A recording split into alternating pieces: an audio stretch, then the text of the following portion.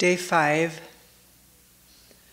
of the February 99 7-day retreat in Springwater.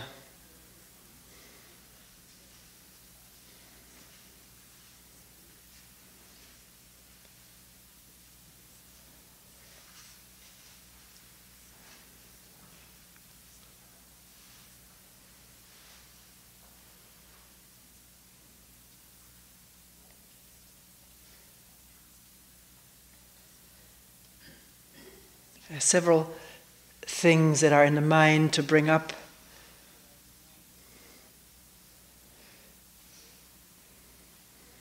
No decision has been made yet which one it will be first.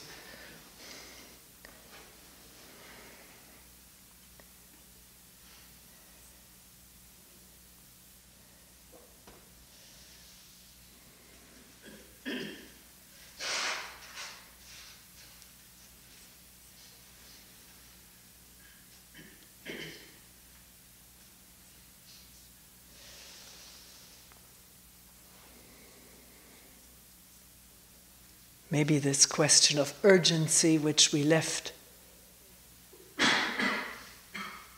before the free day.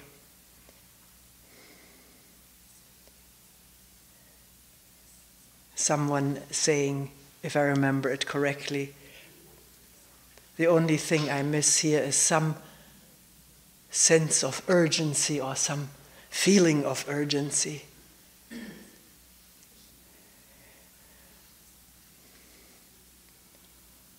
Of course, this person said themselves,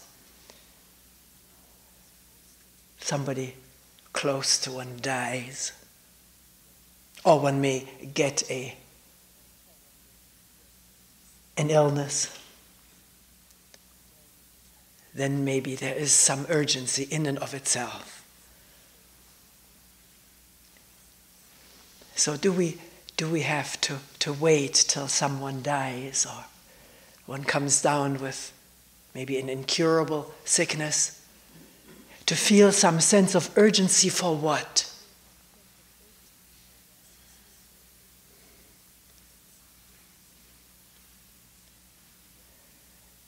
Of course, we went into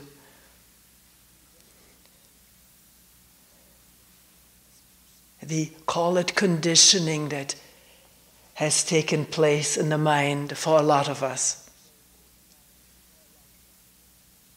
by participating in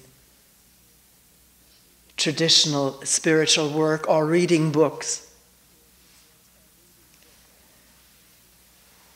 That there is such a thing as enlightenment, call it what you will, liberation, emancipation, freedom.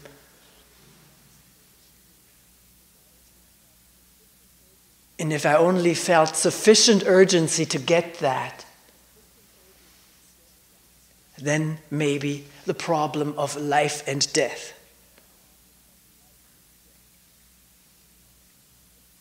or the question about the meaning of this life would be solved. Also, I would sort of, in a way, do my duty as a human being to come to the depth of understanding about what I am, what this world is, and the settling of confusion about it.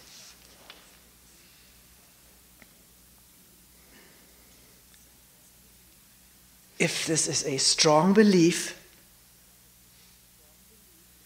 throughout the system, then there is a wanting to get there, wanting to achieve that, and being ready for any kind of push or urgency that comes from the outside, demanding it, expecting it, treasuring it.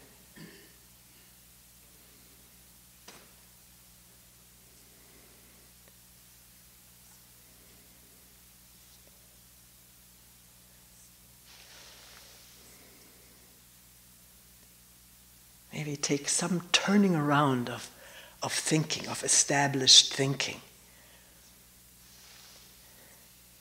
But how does this turning around of established thinking take place? It cannot just be an influx of new ideas. There has to be some directness of realizing that there is in a human being like you and me some kind of urgency to clear up the mess we're in. I'm putting it very strongly. To clear up the confusion because it comes to the point of being unbearable. One finds oneself alienated from oneself, from other people, maybe even from one's natural environment. Being so caught up in oneself, one's problems, the way things aren't going, even though I would like them to go this way, they're going the other way. I would like people to be this way, but they're that way. We're at loggerheads with each other, in conflict. And then the guilt about what I did that brought the mess about. The mind is always ready to find fault, either in the outside world and the way people are and situations are, or the way I am, the way I acted. I shouldn't have acted this way. And with those thoughts, a barrage of guilt feelings about having done wrong. And then maybe again, some innate urgency to come to clarity in this wilderness of fearing, wanting, confusing.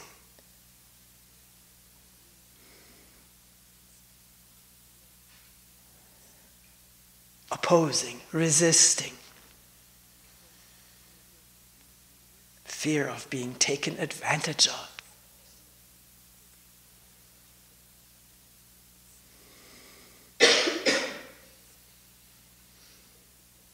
Isn't there, can we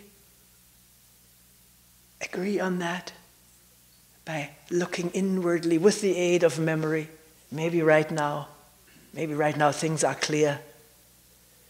That when there is confusion, the thicket of confusion, there's also the urge to clarify, to understand, to find some peace in the midst of turbulence, some quietness, in the midst of so much noise of opposing voices, inside and outside.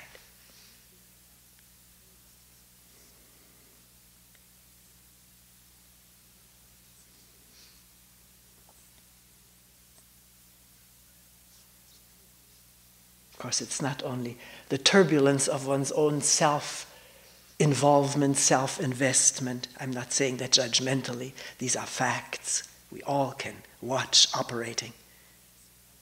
Not only that turmoil, but the vulnerability to sorrow in this world.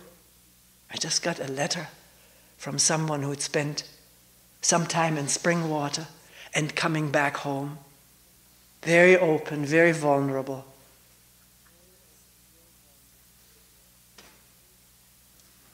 Almost crushed by the misery she sees in people around her. She took some contact up with an orphanage and the misery of the children, their despair, their depression, their hopelessness, and her inability to really help. She says, I'm just crying as I'm writing this letter. I don't know what to do. So much sorrow in this world. What am I to do about it? And yet I know I can't do anything about it, or not much at all.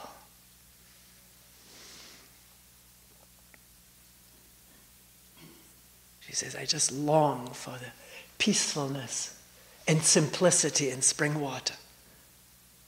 Which isn't so when you live here. There's also problems. Not just peacefulness and simplicity. It seems often a heavy burden to work together, live together.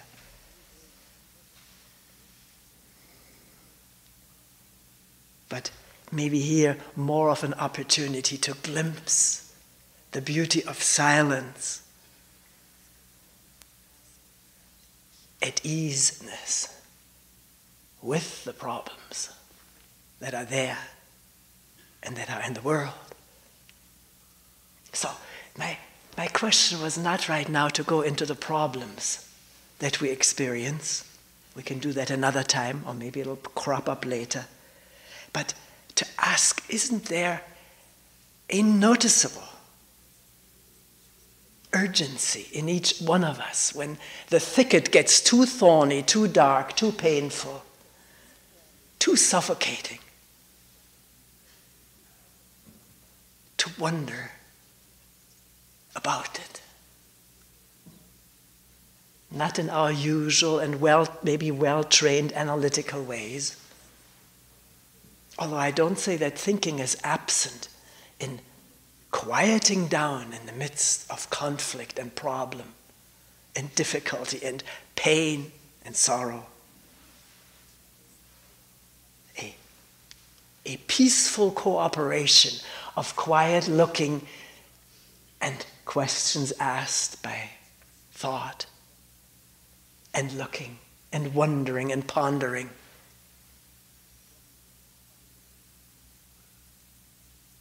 What is the root of it all? What is the source of it all? Right now, as I'm sitting here, burdened as it seems, I'm not burdened right now by the problems of my life and of the world. What is it all about? And when that question takes a hold, it doesn't let go of us. We can't evade it. And maybe find a place like this or another or at home where one can sit down quietly, alone or with other people who feel that same urgency.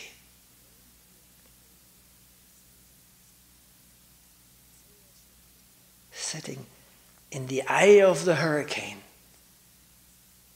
not knowing the answers, not denying the problem, just wondering, what is it all about? Is there an answer or is there no answer? I don't know. This is the state of entering into silence, into darkness.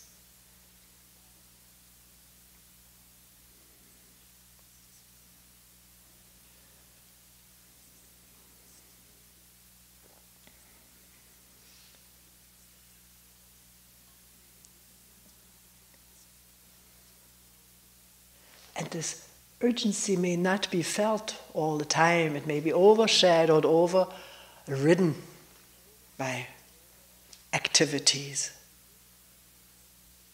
more superficial interests we have, and pleasurable things that this body seeks out. It seeks out pleasure, the body-mind, comfort,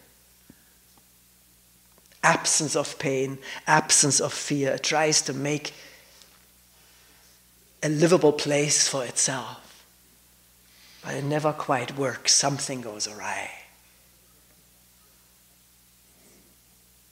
And then an urgency again to wonder what went awry, what is going on. Silently, quietly, inwardly, without withdrawing from the world, which we're carrying in us. We can't withdraw from it. That's what this person who wrote me this long letter said. She said, there isn't even any problem in my life. I'm doing very, very well. Business is going well. But I know 5 miles from here there is sorrow and oppression and pain.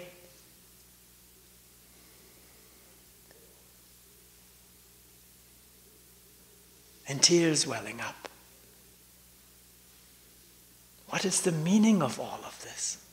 This is a question that gripped me in my youth. What is the meaning of war and destruction and persecution? Death and dying for nothing except ideas. What's the meaning of it all? Does it have any meaning?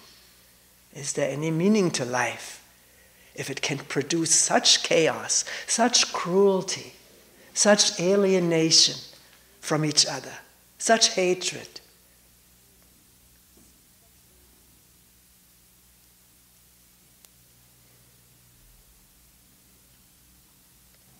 I didn't know anything about spiritual training centers at the time, or Zen or meditation, but the urgency was there. The question wouldn't let go. No one instilled it. The situation, life itself, brought it forth. So, even if one doesn't feel urgency right at this moment, one can trust that life will create it. Sooner or later. Because things don't go the way we plan them and arrange them. And want them to continue if they're pleasant and comfortable.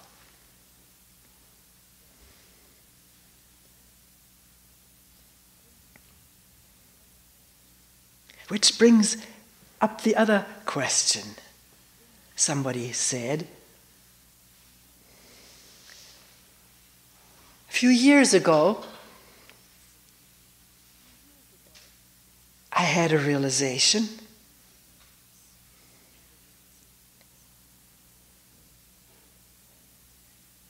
Someone very close had died, or was dying.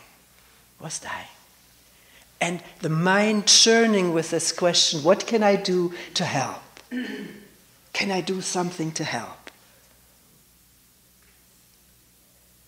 And suddenly, out of nowhere, the realization of an inner transparency and the fullness of this moment of life. Everything here the way it is. Full. No problem, no separation.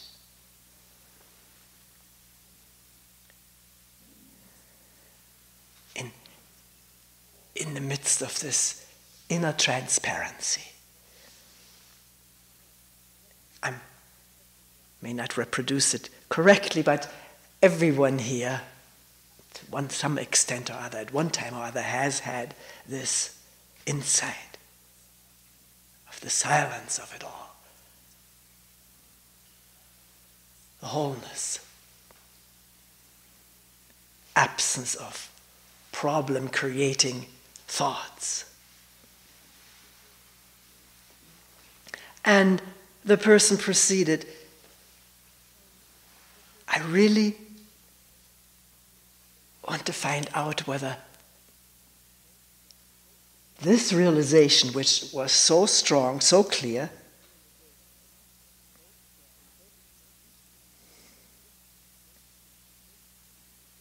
can work in my daily life. I didn't say I want to get it back. How can I get it back? But can this realization of the undividedness, the fullness, the things being and people being the way they are, the trees the way they are, the leaves quivering, branches moving, people moving, quivering, laughing, angering, hating, loving, to see that it is all the way it is. Is that realizable in one's daily life?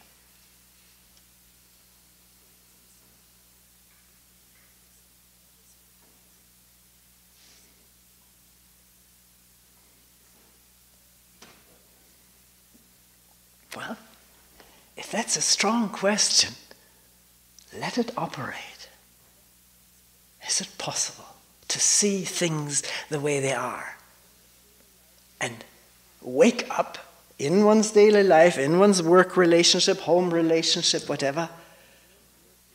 Wake up to the fact it's anything but that. There's already some division, some animosity, some paranoia. They're doing this against me. Poor me. All the things that all of us participate in at one time or another. Waking up to the fact that this is going on and remembering the question, can this realization that there is truly no division, that everything and everyone is the way they are, remembering that realization and wondering, can this be seen to be true right now, in the midst of agitation with people, against people? We know what we're finding ourselves in almost all the time.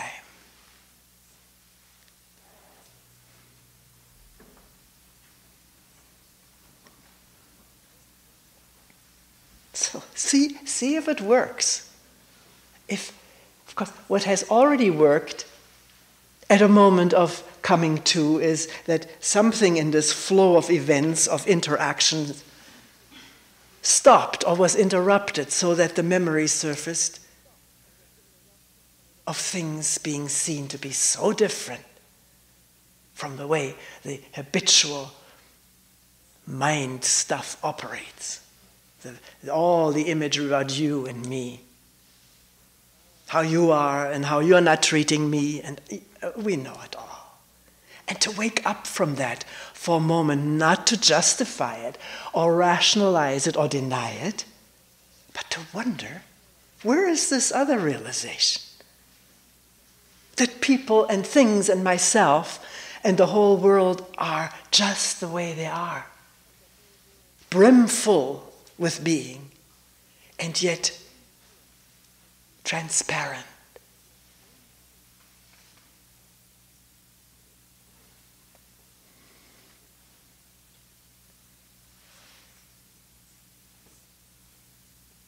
What does the mind do?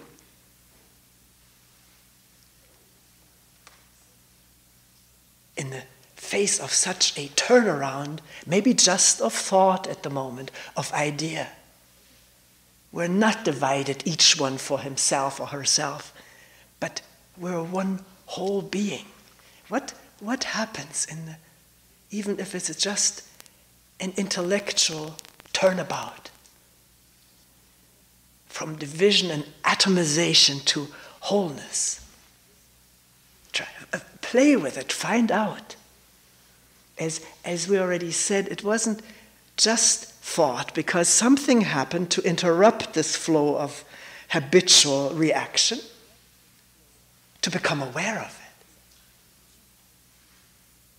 it. And remember the question, can what was realized so clearly actualize right now? Function.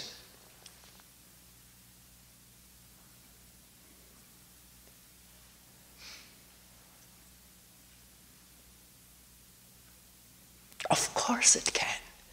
I don't think there is a dream state, a sleep state deep enough that one couldn't potentially wake up from it.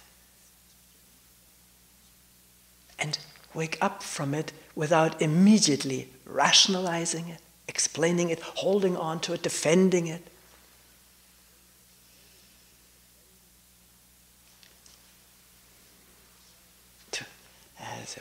Has to be very wary of the movements of the mind to protect and defend, because they cover up a moment of openness to get into more of the same old rut.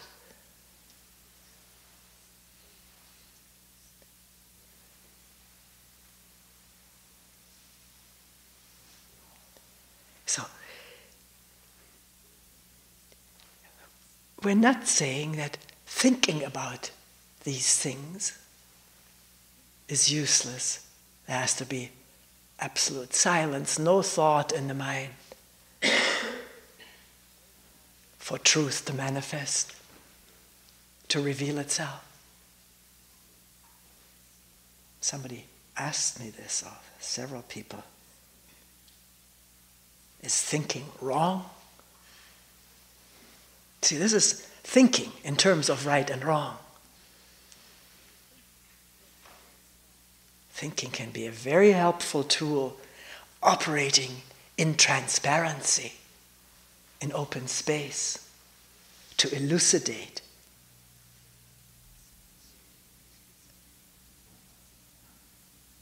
To make something clear and visible that has been thought out clearly. See, we experience something deeply, and then thought comes in to formulate it. That is its function. It is the function of thinking to formulate what is deeply experienced wordlessly. We can't help doing it, sooner or later. And this is the stuff out of which talks are made of. Is it helpful to see something very clearly, intellectually, to also see it directly in oneself operating?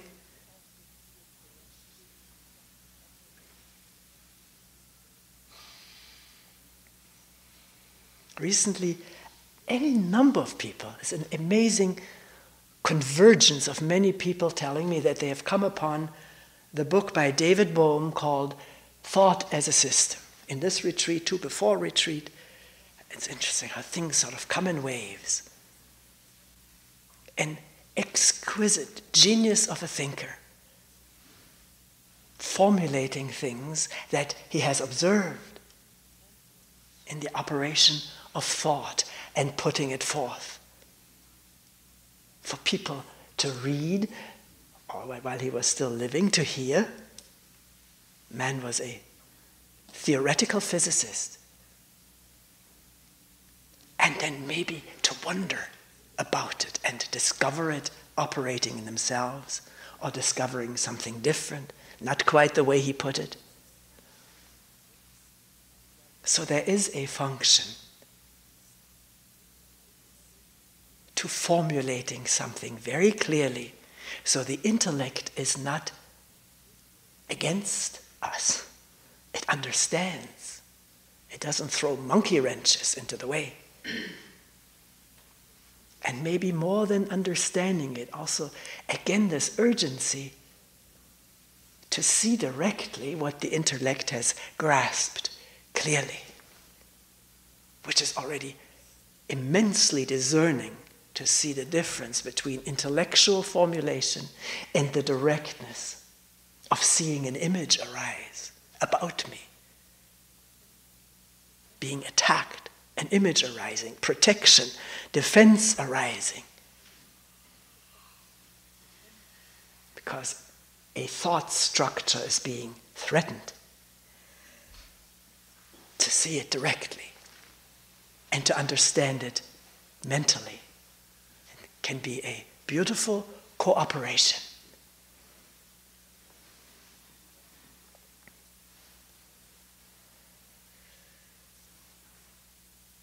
And when a question like a person brought up, is this insight realizable, and not just realizable, can it operate in my daily relationships?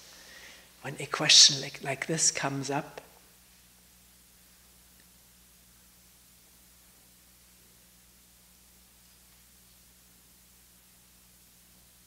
how genuine is the interest to find out?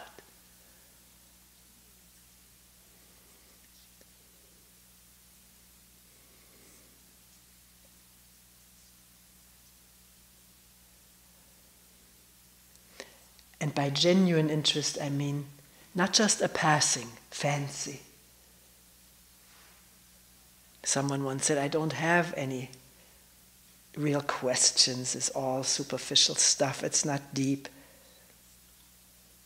and maybe there being the feeling I ought to, being in a place of meditative inquiry, I really ought to have a good question. I'm not a valuable citizen or inquirer if I don't. This all needs to be watched, these thoughts and what they do in the body. So now I'll get myself a question, so I also become a valuable, worthy member of this, whatever. Somebody called it an institution the other day. Not here, somebody on the outside. Says you're all attached to an institution. I didn't quite know what he meant. So, genuine interest means not just to serve an image, that one is valuable, whatever. It serves no image, it just runs on its own energy.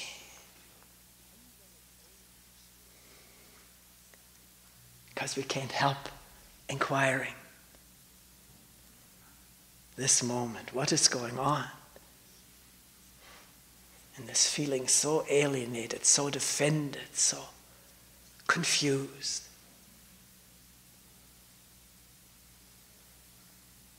And falling silent with this question.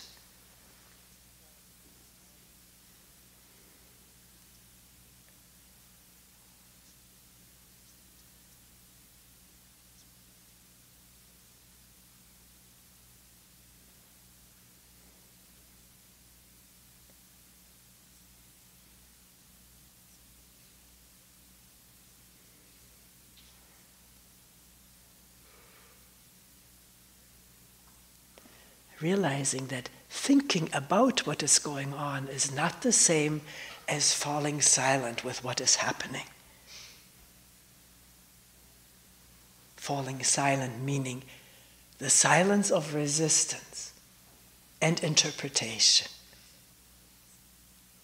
and wanting to be rid of it. All wanting is in the way. What is going on? Without knowing.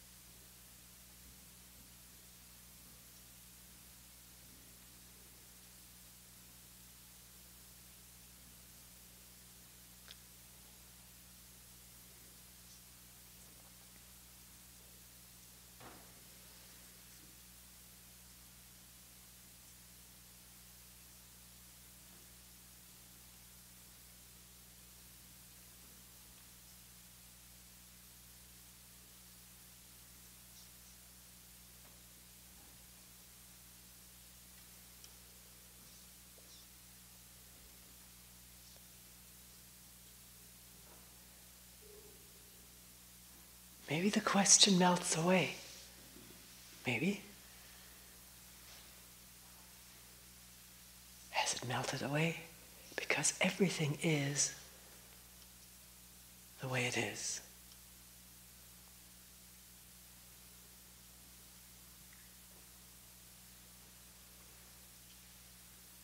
Without continuity.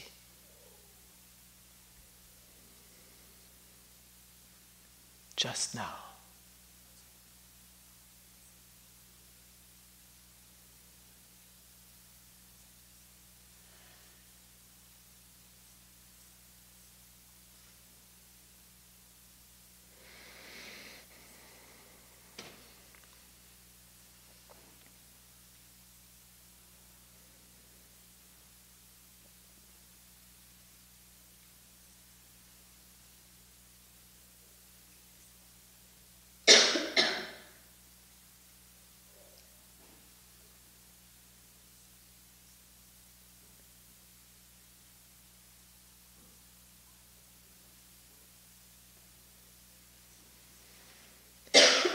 we will end here for today.